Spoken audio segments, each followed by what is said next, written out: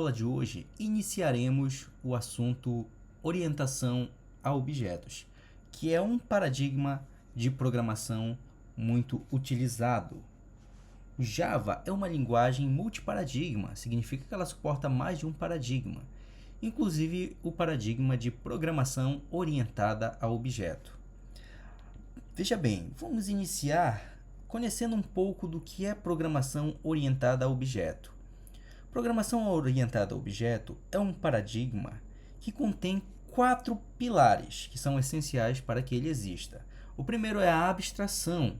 Significa que você vai abstrair, ou seja, ilustrar de uma forma computacional um objeto do mundo real.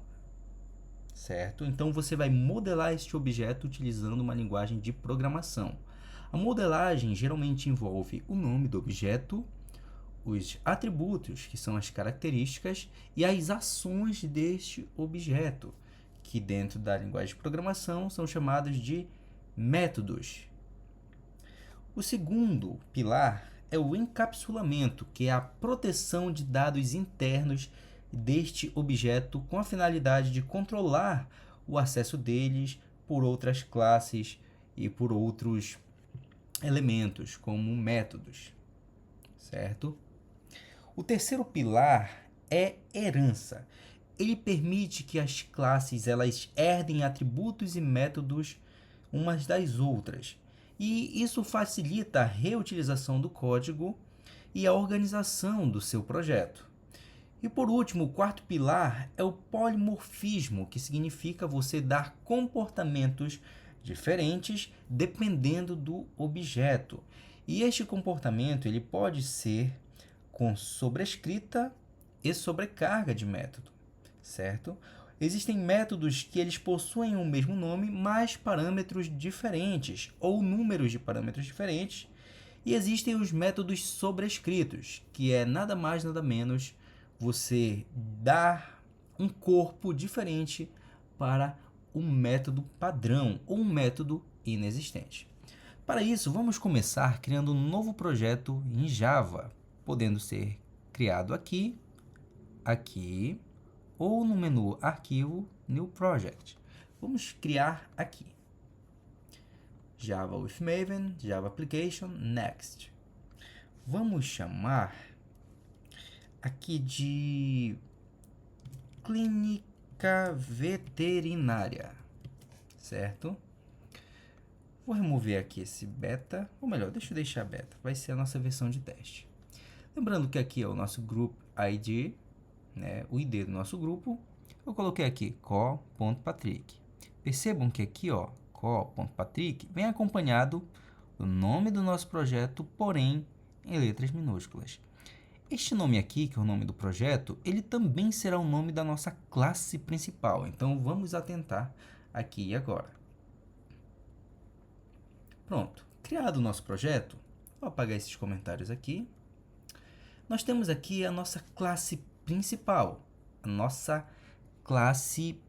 que é o motor de partida do nosso projeto. Observe que ela tem um nome exatamente como o nome do nosso projeto. E aqui dentro do nosso projeto nós temos os pacotes de código, nós temos o pacote principal e nossa classe principal. Aqui nós temos as dependências, que é as dependências do nosso projeto, as dependências do Java e os arquivos de projeto, certo? Nós não vamos utilizar essas duas pastas aqui, essas 3 pastas. Vamos clicar no nosso pacote e criar uma nova classe. Java Class, vou chamar aqui de Animal. Finish. Pronto. Pessoal, para abstrair um objeto, nós podemos colocar atributos ou métodos, porém, o único elemento que é obrigatório ter em uma classe é o nome. Vamos lá. Nós já temos aqui a nossa classe animal, então vamos abstrair alguns elementos, comportamentos e características dos animais, algo bem simples. Vamos lá. Um animal, ele possui um nome. Nome envolve texto, então vamos chamar de string, que string é o tipo de dado relacionado a texto no Java. Então, nome animal, ponto e vírgula. Vamos chamar também o filo, ou melhor, a idade do animal. A idade ela é de forma numérica, então vamos chamar um inteiro, ou int no Java. Idade animal. Pronto. Já temos aqui dois atributos. O que é que este animal faz enquanto animal? Ora, ele pode morder, ele pode correr, ele pode dormir. Então, vamos criar um método aqui, ó, void, que é um método que não retorna nada, dormir. Abre e fecha parênteses, abre e fecha chaves e pronto. Como é um método que não retorna nada, ele não vai reclamar, tá? Porém, vamos colocar alguma coisa aqui para deixar mais legal. System.out.println, que é um método que vai imprimir, como é um animal que está dormindo, vou colocar ele imprimindo esta onomatopeia muito comum, ok? Certo. Já temos aqui a nossa classe animal abstraída, correto? Uma abstração muito simples, você pode abstrair de outras maneiras, mas essa aqui é uma abstração muito simples para início de conversa. Então, vamos vir aqui em Clínica Veterinária, nós vamos instanciar uma nova instância da classe animal. Para isso, vamos chamar a classe animal, vamos dizer que essa classe animal, aqui no nosso projeto, ela vai ter uma instância que será uma variável. Então, vamos chamar aqui de animal com letra minúscula, lembrando que a classe é com letra maiúscula. E esta variável aqui, ela vai receber uma nova instância da classe animal. Pronto. E a partir daqui, podemos utilizar todos os métodos e atributos da classe animal. Vamos lá. Animal, ele possui um método, então vamos chamar animal.dormir, ponto e vírgula. Vou executar aqui e deve aparecer isto aqui. Vamos lá? Prontinho! Sucesso na nossa execução. Professor, está muito simples seu código. Podemos elevar um pouco o nível da nossa classe? Podemos, com toda certeza. Percebam que a nossa classe ela é pública, que é para ser utilizada pelas demais classes que tem aqui, assim como os seus atributos. Se eu mudar esse atributo para private, somente a classe vai poder utilizá-la.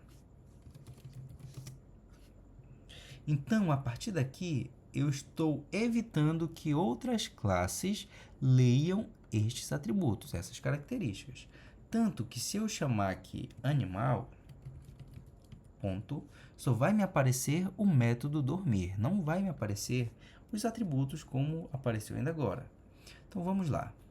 Nós temos aqui uma classe privada, ou uma classe pública, e atributos privados. Então, como nós podemos acessar e mudar esses atributos sem transformar isso aqui de forma pública, de visibilidade pública, utilizando getters e setters. Então, vamos clicar bem aqui, Insert Code, Getter and Setter. Quais são os atributos que eu quero ter domínio para manipular fora dessa classe? Os dois. Então, vou marcar os dois. Generate. O que é que aconteceu? Os atributos, eles são privados. Porém, os métodos que estão sendo utilizados para definir, que são os sets, e buscar, que são os gets, eles são públicos. Ou seja, se eu chamar a instância da classe animal e colocar get nome animal, ele vai me trazer o nome do animal. Se eu colocar set nome animal, ele vai definir, tanto que é um método que tem um parâmetro chamado nome animal.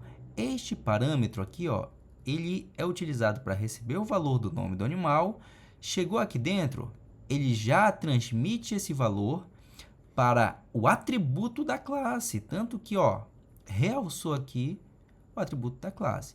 E esse this serve para dizer o seguinte: olha, esse nome animal aqui, que parece com o nome animal da classe, este nome animal aqui, ele é vindo do parâmetro. E este nome animal aqui, ele é dessa classe, ele pertence a esta classe animal. Então, a partir daqui, esse valor, quando ele é recebido, ele é transmitido e transferido para essa variável, para este atributo aqui da classe animal. Tudo certo? Porém, quando ele é capturado, ele é buscado utilizando get, ele é simplesmente capturado daqui da classe, sem precisar do this para diferenciar, porque os nomes aqui são iguais, então precisa do this para diferenciar. Aqui ele não precisa, tá? Então, ele vai retornar uma string, que é o tipo de dado, para o nossa variável aqui. Então, vamos lá. Animal.set, contra o espaço, set nome animal. Vou chamar aqui de Bob. Bob. E agora, eu já defini o nome do animal como Bob. Agora eu vou chamar um método para imprimir. System.out.println. Perfeito. Professor, aqui nós já definimos o nome do animal. Como é que a gente pode capturar o nome dele depois de nós definirmos? Vamos lá, pessoal. Primeiro nós definimos usando o set. Passamos o parâmetro Bob, o valor, né, Bob. Esse valor foi atribuído a nome animal, que é daqui da classe. Percebam que aqui ele simplesmente só pega o nome definido do animal e retorna. Então, é a mesma coisa que eu estar chamando uma string. Aqui, eu vou fazer o seguinte. Get nome animal. Por quê, professor? Porque o senhor não atribuiu o valor de get nome animal em uma variável string. Porque aqui, esse método ele já retorna uma string. Tá? Então, não é necessário eu chamar uma variável, criar uma variável para receber o valor desse método. Existem ocasiões em que é necessário, mas existem ocasiões que você pode chamar apenas o método que retorna a string. Então, vamos lá. Salvei, vou executar, tem que aparecer aqui, ó, chamamos o método dormir, instanciamos aqui o Bob. Beleza, apareceu, pessoal. Então, essa é a primeira aula sobre programação orientada a objeto, no que diz respeito à abstração e encapsulamento. Vejo vocês na próxima aula.